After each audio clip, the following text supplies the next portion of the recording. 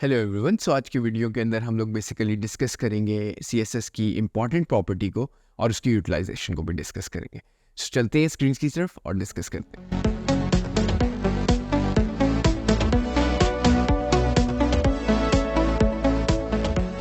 सो screen की तरफ हम लोग बेसिकली आगे और हम डिस्कस करेंगे इम्पॉर्टेंट प्रॉपर्टी को।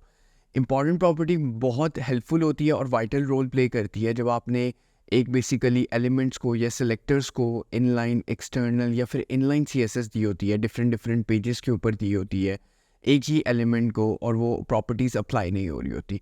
सो देन आप क्या करते हो कि आप बेसिकली प्रेसिडेंस रूल को थोड़ा सा चेंज करते हो और आप क्या करते हो कि आप उस या इंटरनली या फिर एक्सटर्नली आप इम्पॉर्टेंट का टैग यूज़ करते हो CSS देते हुए।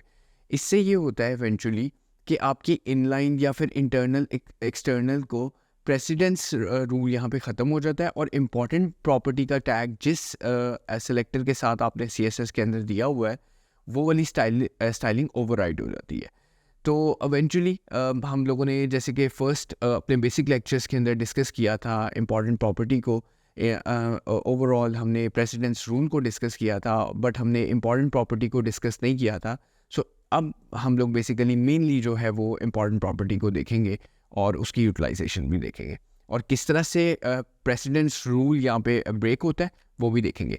अगेन मैं ज़्यादा रिकमेंड नहीं करता कि आप इम्पॉर्टेंट प्रॉपर्टी दें, बट कुछ जगहों पे लार्ज स्केल प्रोजेक्ट्स के अंदर आपको कुछ सेलेक्टर्स या एलिमेंट्स के साथ या डिव्स के साथ ये इम्पॉर्टेंट प्रॉपर्टी का रूल लगाना पड़ जाता है।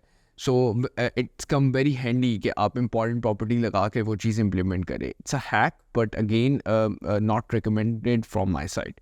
सो यहाँ पे अगेन हम लोग सिंपली अपना एडिटर खोल लेते हैं और मेनली हम इसके अंदर एक न्यू फाइल बना लेते हैं जिसको हम कह देते हैं लाइक इम्पॉर्टेंट के नाम से, और ये हमारी HTML हो जाएगी और एमिट टैग यूज़ करेंगे हम, और यहाँ पे हम अपना सर्वर भी ऑन कर लेते हैं।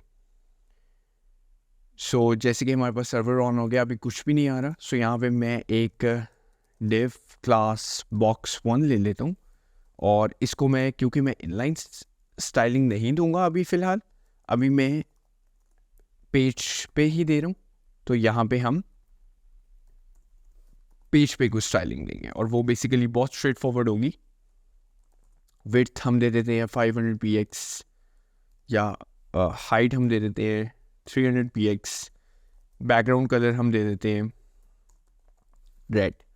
सो अगेन जैसे कि मैंने कुछ यहाँ पे प्रॉपर्टीज़ दी हैं और ये box1 क्योंकि नहीं है और यहाँ पे हमारे पास कुछ box1 का एक बॉक्स बन गया। सो जैसे कि मैंने आपको बताया कि अगर मैं इसी को इनलाइन स्टाइलिंग दे दूँ, ठीक है, और यहाँ पे क्योंकि box1 को इंटरनल स्टाइलिंग भी मिल रही है, एक्सटर्नल फ़िलहाल अभी मैं नहीं दे रहा, बट इनलाइन स्टाइलिंग भी अब मैं जैसे कि देने लगूँ और यहाँ पे मैं दे देता हूँ येलो।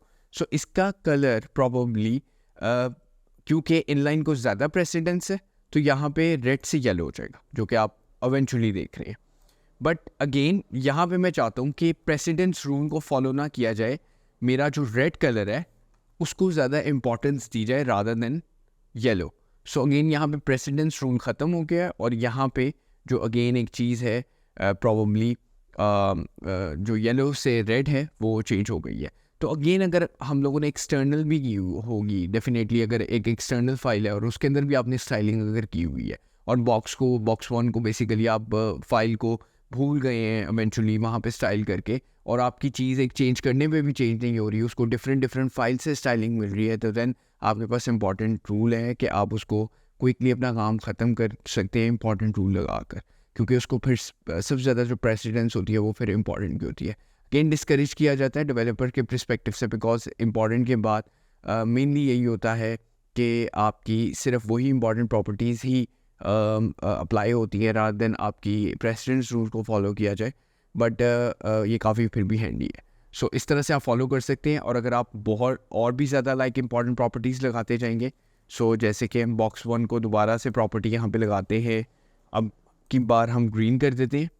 सो नेक्स्ट टाइम अगर आप देखेंगे तो जितने जितने इंपॉर्टेंट लगे होंगे, टॉप बॉटम अप्रोच है यहाँ पे।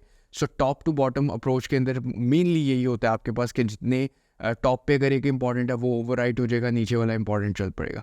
So this is how it is, ये इस तरह से चलता है। Thank you for watching this video.